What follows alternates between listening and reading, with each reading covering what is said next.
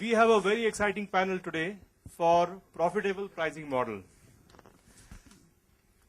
Every time you see an offer, survey, or a feedback on Flipkart, Myntra, Make My Trip, or 14,000 other such sites, what you are using is a gadget from a company called WebEngage. The founder of that company is Avlesh Singh, and it is my pleasure to invite him, a former CTO of Burp.com and an engineering graduate. Avlesh Singh, please take his. Please give him a big hand. Thank you. Two engineering graduates, straight out of the college, decide to go on the entrepreneurial trip. 18 years on, they are still partners, they are still running a company, and a very successful one. 500,000 payslips a month is what they are processing in their HR and payroll company. 2,000 small businesses use their cloud-based solution. Friends, it is my pleasure to invite the CEO of Girish, Rowjee. Please give him a big hand.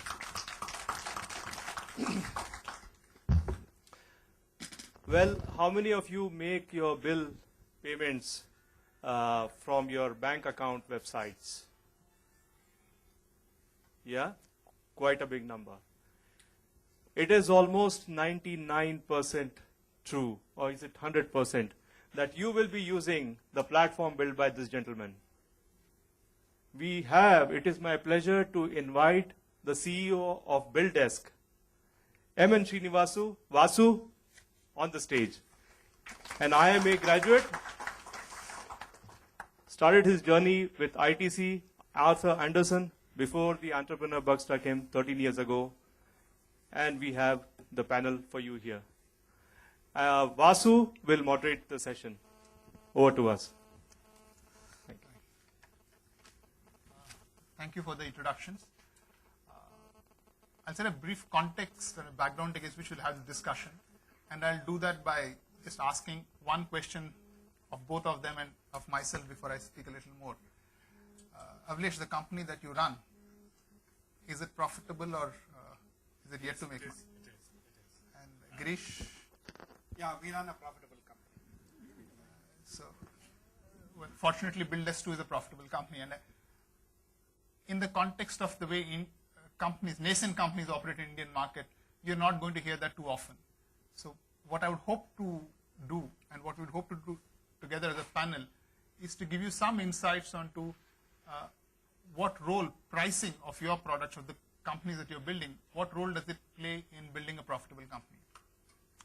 And unless any of you are running not-for-profit organizations or are running unique models where you've figured a way to give away something for free and yet make money, the holy grail of what you're all chasing finally in terms of business is to figure out how to price your product right and earn money. You can get the technology right, you may have gotten the marketing right, the design of it right, but get the product pricing wrong, and all that you've built can typically go down the drain in terms of what it's meant to do for your business. So it's against that backdrop. What we would hope to do in the next 15-20 minutes is to share our experiences of how one needs to think of pricing of products, what all has influenced us in our businesses in that aspect, and what do we see happening in the marketplace on these. So I'll start straight with Avlesh. If you can briefly mention in one or two lines the business that you run and your experience on how you priced your product and what relevance it has in the business. Hello everyone. Hello. My name is Avlesh, and I run this company called WebEngage. We've been around for a very short span of time, 2 years now. And the company is primarily an on-site customer engagement toolkit, something that allows you to do more with people who are coming to your website. You spend a lot of money getting people on your site, SEO, SEM, God knows what not. These people anyways most of them would drop off. We allow you in so many ways to engage them in a better way and convert some of those visitors, random visitors that you would not know, into buyers or customers. We have a bunch of products in a self-serve toolkit that we allow you to use as a SaaS product. That's what the company does. Those who have seen, how many of you are, by the way, familiar with WebEngage? Not too bad. Okay, we are doing good. Okay, so now that you know what it does, one of the biggest challenges for us was of course pricing, and it's very difficult to find a price for a product for which there is no precedent in terms of being a bundle of product, being a toolkit. So we started like any other, you had to put a price tag and you had to command a price. So we did. We put a price tag and we said this is what we think is the right price without investing too much time and effort into finding out whether that's the right price. Over a period of time, the realization that kicked in was two things. One, there has to be upsell has to be built in your pricing model. We had to figure out what would be the reason for people to pay more than what we think they should pay. So there is always an entry level pricing. You price it sweetly so that any guy can start using your product by paying a small amount. But there has to be a way, there has to be something built into the product for which you can command a higher premium, for which you can say that now you need to pay more because you're using more, because you're making more money through us, because like anything else. That discovery for us has been the most insightful and impactful in terms of how we have evolved as a company in the last 2 years. We'll talk more about it as and when. But yeah, that is the primary discovery we have had. We have changed our pricing 2 times, the numbers, and we have changed our feature set in pricing several times, depending upon whatever learnings we have had. And just typically, who are your clients? What kind of customers are these? So there's an interesting story of how this panned out. So we started, when we built this product, we started approaching the dev IT teams because we thought, we built a product, us being one of that kind as well. We thought this is the audience that we have built the product for. The typical problem with dev and IT is that when you show them a product for them, the first thing that comes to their mind is, oh, I can build this myself. And it's a very tough battle to win in the very first place. So we struggled with that. One, we managed to sell in a lot of places. But the IT team, they don't have budgets. They don't have budgets to spend on tools, the way they want to. And it's very limited. So we struggled with that for quite some time, 6 months or so, between 3 to 6 months or so. And then we flipped the entire game. We said, we want to go to marketing because ultimately that's the audience that gets to use the product. And that one single change was I think it was a miracle for us because all of a sudden we got exposed to a set of people who had budgets, who had money to spend. They would say, yeah, I'm willing to spend, but tell me why. And that question was easier because we had built a product to solve a certain problem. So finding the right audience was also one of the bigger changes in our price discovery process throughout the 2 years that we have spent on this product. So Girish, in your area, are you also addressing the same kind of customer segment, which is essentially the e-commerce kind of companies, or do you have a different segment, and how do you approach pricing? See, primarily what we do is we provide HR and payroll solutions for the small businesses, and we are very domestic focused. We primarily cater to businesses in India. Anybody having from 20 to 100 employees would be a kind of a sweet spot for us. So typically the way it evolved for us is when we started, we are a company that used to provide the HR and payroll solutions on an on-premise platform for the enterprises. So, there was a certain price point at which we would provide our software to these bigger companies. So when we started thinking, we said 50 rupees per employee, we thought it was a killer price. It was a price that somebody would be definitely willing to buy. So the moment we approached the market to do some kind of pricing discovery, we realized that actually our biggest competitor is Excel, which is free. So the amount of money that a person typically would spend is zero. So, so you had in your mind an enterprise product which you thought a Volvo or a Dell would pay XYZ, and then you had the small business here who was only spending zero to do his payroll every month. So you had to find a pricing that would resonate with the customer. Okay, you had to position yourself at a place where you would be able to not bring pricing as an obstacle for him for adoption, but you would still have to make money. Right? So then also the market to a certain extent in a product like ours the market would also determine the pricing. Because if you already have an incumbent player, like let's say a small time software, desktop software, they would then determine the pricing for you. So that's how the whole price discovery and at what point we pitch the price, that's how we discovered that. So typically in the journey of the company, how often have you changed the pricing, and how is your market amenable to those kind of price changes, or do you have to stick with the pricing that you start off with? Okay, so at least the journey for us has been that we have not changed the price too many times. Okay, throughout our journey of about 4 years, we have changed the pricing only once. That too, we have not changed it at the core level, and that is the plan that sells the most, that we have kept it constant, except doing some minor tweaks in terms of the minimum price that people have to pay. One of the reasons we did that was we found that people were willing to pay a little bit more for the kind of services that we could provide. So we raised the base ticket price a little from about 1,000 rupees to 1,500 rupees. But there have been no dramatic changes in the pricing that we have done.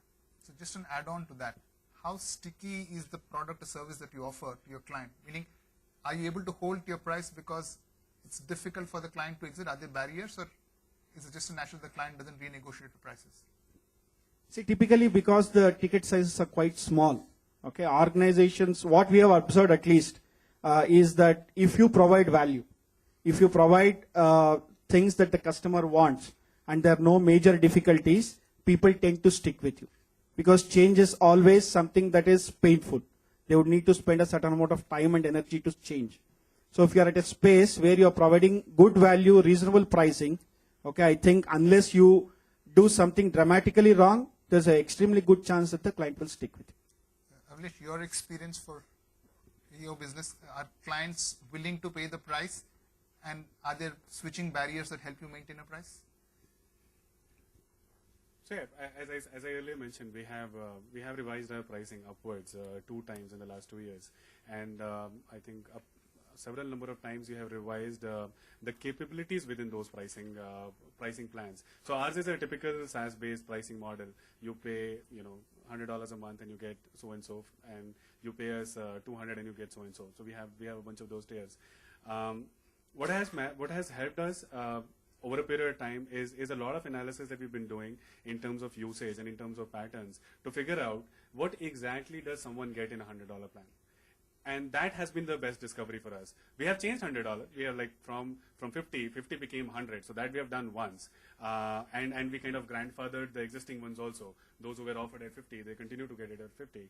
But the thing that has kind of helped us come to the right number is our understanding of how a particular feature within that $100 plan a month impacts us and the customer. And when is the time that that number becomes critical for the guy to be able to upgrade? So we have had that leverage, and because of which we have had the luxury of pricing it in a way we thought that is most optimum. So we have added new features, we have added new capabilities, and kept the old guys, excluded it from the old guys, and we have had that luxury. So how do you pitch an upsell of a price, or how does a client get a buy-in saying, yes, I'm willing to pay this higher price for whatever you're offering? 2 things. One, so our entire mechanism is all automated. Every time you're close to reaching limits, you get a bunch of system notifications. A lot of our update triggers happen through those. So 80% of your survey limit is gonna get over this month. Why don't you pay more and upgrade to the next higher plan? So that's how most of our workflow works. Second, we command a very high premium on white labeling capabilities, which we earlier underestimated. So we had this $100 plan in which we thought $100 a month is a lot, right, for a company that is just getting started. So if you wanted to remove our logo from the product and put yours, we call it white labeling, you get it in $100 a month. And we were surprised by the number of people who were at the $100 plan in the very first place. They were not upgrading for the $100 capabilities. They were just upgrading to remove the logo. And it hurt us in so many ways, because even today, that logo, it links back to our site. So some site using our product has to display that powered by logo. It links back to us, and that is the single biggest source of discovery. So every guy who removes it, he actually hurts our discovery. More and more people should come to the site. That's the intent, which they don't if somebody is removing it. So we started commanding a very high premium on that, a 10 times high premium on that as opposed to all the other plans. And people would pay for it. So we'll come back to the premium pricing bit of it. But Girish, how much does competition affect how you think on pricing or how much your client is willing to pay? Okay, I think it does make a significant impact. Of course, a lot of it is dependent on what space you're playing in. So if it is a space which is fairly commoditized, where a lot of such similar kind of solutions exist, then competition does play a significant role. But if you are a totally new player, if you have something new, then it is more on the value perception that the customer perceives. But in a space where there are already incumbent players, I feel competition does play a significant role on the pricing. At least your pricing would need to be, or a part of your pricing would need to be somewhere near the competition. On a comparable feature set, you would need to be at least near the competition. Of course, you can always differentiate with additional features at a slightly different plan, but competition would have a significant impact. And in your experience, given that you deal with an SME kind of client, does it make sense to have different pricing packages, or do you go with one standard pricing as an easy way to sell, or do you assess a client's ability to pay as a way to figure out your pricing? No. As an organization, we have fairly a vision or a value that says that our pricing has to be extremely transparent. Okay, we were one of the first companies in India to put pricing on the web. 2008, we put pricing on the web. Not many Indian companies were doing it. So the idea has been to be extremely transparent on the price. So there is no subjectiveness in terms of how you price to a customer. That's item number one. So then what happens is it's dependent on the number of employees and the value that the client perceives or actually gets, that the pricing varies, because we do it on the basis of number of employees. Also, because of the kind of segment that we deal in, which is basically the small business who may not be extremely tech savvy, because it's not just the IT companies that buy these products. So we do have variations in pricing, but we have kept it to a very minimal amount. We don't have like 40 plans. Okay, we hardly have 3 plans, and with clear-cut differentiation among the plans, so that the person who's making the choice has an easy way to go ahead and select what he wants. Given that this is a small panel, I will also join and share my experiences with respect to BillDesk, more from the perspective to give a balanced view of what the market is. Avlesh segment deals with an e-commerce set of clients, the kind of, if you're selling products or services to that group, that's one experience. Girish sells to an SME kind of a group. Most of BillDesk clients are large players. Our client by definition is always larger than us. So clients for BillDesk are banks, large utilities, large telcos, large insurance companies, large mutual funds. Pricing there is extremely different compared to the kind of experience that you've heard. So this is how a large utility, for example, would negotiate. First difference, it's all the discovery process is through an RFP or through a tender. The value of for the business that we do of payments, irrespective of the value that it adds to the utility in terms of cost savings, the way they would approach this is to figure out through an RFP what's the best pricing. And in that segment, which is what most large organizations follow, that A, they have a process of price discovery, which is invite bids from the entire competitive field, pick the best solution provider, and then match it to the lowest price. That's how the large clients deal with you. So one of the disadvantages as you get to a scale is the fact that pricing is the most negotiated element. Like when for both Avlesh and Girish, price renegotiations have not been frequent. In the business that we run, at every milestone of scale, the client expectation, especially if the client is large, the conversation goes something like this. 3 months ago, we did volume X. We are now doing 1.5X. What is the reduction in price that you would offer? And typically, remember, this is a large client. The trade-off that you make is how important is the client to retain versus how much of profitability are you willing to give up. That's the psychology of a large entity when they negotiate. And in the journey of building the company, I think that's been one of the challenges to figure out when do you say yes and when do you say no. And from there, I will kind of move to the next part. Do you determine pricing of products keeping, is it profitable for you, or not? Or do you just go by, this is what the market will bear, this is what I should be doing now? How do you determine pricing, especially for something that you're doing new today? So at the scale play, Vasu, that we operate in, it becomes pretty much mandatory for us to figure out a huge scale, a tremendous scale in building business of this sort, because that's when you actually are becoming profitable at a reasonable level. Otherwise, it's just very hard. It's just very hard to have a very small consumer-centric approach, saying that if I bag 10 customers, which is large in your case, 10 customers in your case would make or break a business. Here, it's like, okay, let's keep adding to the pile, and let's figure out a way to add many such more in the next coming month. And we fight that battle month on month. We fight that battle every day of how to increase that pipeline of people willing to pay the amount X that we are asking for. There is always an upsell. Price continues to be a discovery process. We'll keep tweaking it, but the only way we can make it work is by doing insane amount of volumes, and that's where most of companies at our stage we try to figure that story out. So pricing becomes, of course, you come to a certain price and you figure that out, that this is what we have seen over a period of time, in terms of what the customer's propensity to pay is, as well as what the competitive landscape and several other metrics. But then, if you had to merge profitability into it, you always talk scale, and that's a very separate battle altogether. You figure out how to get to that scale so that this becomes profitable in the very first place. Girish, do you think there's any relevance to approaching a market from a cost plus basis of pricing, to say this is my cost and therefore I need to price it to the client like this? Do those models are relevant? From my experience, I always believe that you should definitely add in an element of value that you deliver to a customer. Okay, so that's critical for profitability. So in terms of, because what you need to also look for is, by using a solution like yours, what does he get? Okay, if there's a tangible number, if there is something that you can demonstrate to the client, okay, there is a good chance that that person will be willing to share or part with some of the savings that would come through. Okay, and that's a sufficient trigger point for a client to agree to buy the product.